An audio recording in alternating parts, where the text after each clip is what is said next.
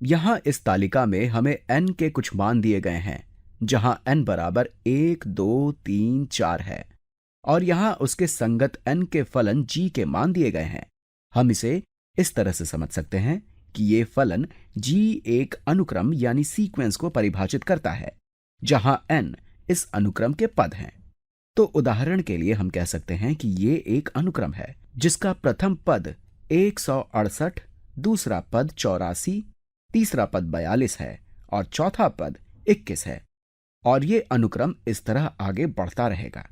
चलिए अब हम विचार करते हैं कि ये किस तरह का अनुक्रम है।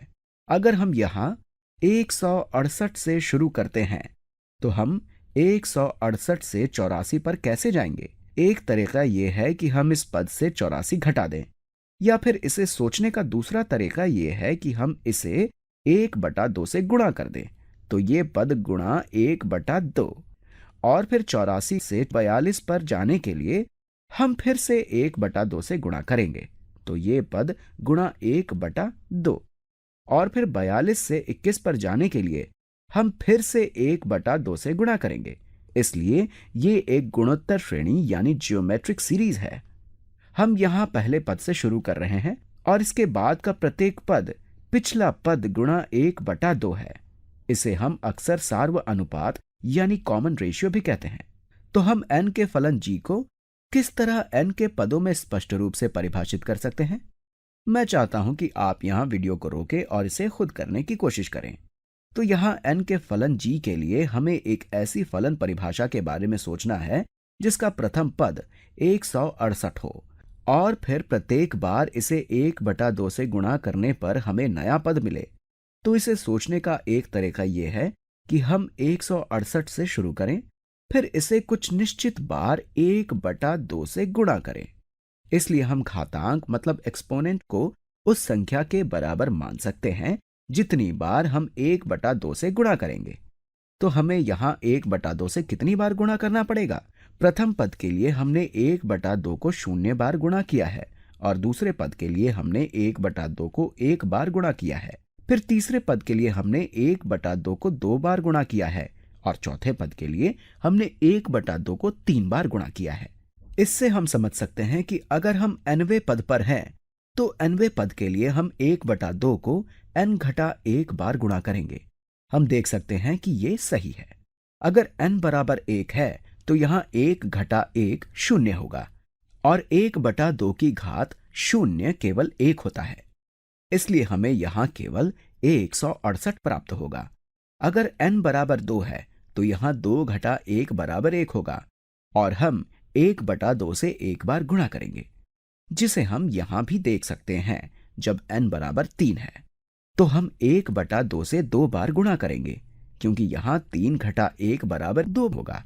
इसलिए हम 1/2 से 2 बार गुणा करेंगे, जिसे हम यहां भी देख सकते हैं। तो हम कह सकते हैं कि ये इस गुणोत्तर श्रेणी के लिए काफी स्पष्ट परिभाषा है। हम इसे दूसरे तरीके से भी सोच सकते हैं। इस n के फलन g को हम इस तरह भी लिख सकते हैं। हम इसे केवल बीजगणितीय रूप से बदल रहे हैं। 168/2 की घात n-1। हम इसे एक और तरीके से भी लिख सकते हैं।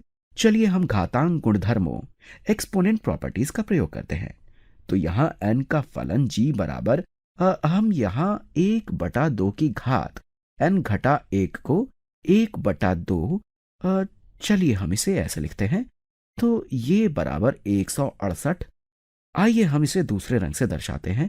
तो यहां इस भाग को हम ऐसे लिख सकते हैं, ये गुणा 1/2 की घात n गुणा 1/2 की घात ऋणात्मक 1 है। यहां 1/2 की घात ऋणात्मक 1 को हम 2 भी लिख सकते हैं, तो ये गुणा 2 है। चलिए हम इसे दोबारा लिखते हैं। तो 168 गुणा 2 बराबर 336 होगा, क्योंकि 160 गुणा 2 बराबर 320 होता है।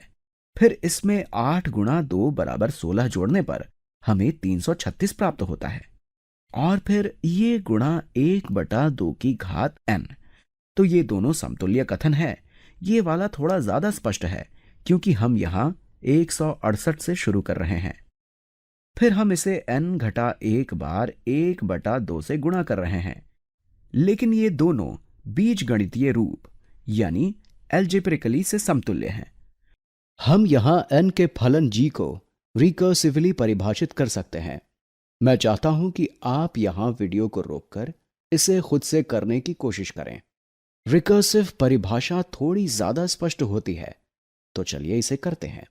हम यहां रिकर्सिव फंक्शन को अलग ढंग से लिखते हैं। मान लेते हैं कि ये n का फलन g है, क्योंकि यहां तालिका में भी यही दिया गया है। आइए देखते हैं n का फलन g बराबर क्या होगा जब n बराबर 1 है। हम यहां 168 से शुरू कर रहे हैं, और जब n 1 से बड़ा है और एक पूर्ण संख्या होल नंबर है, मतलब ये सभी धनात्मक पूर्णांकों के लिए परिभाषित हैं, तो अब हम क्या करेंगे?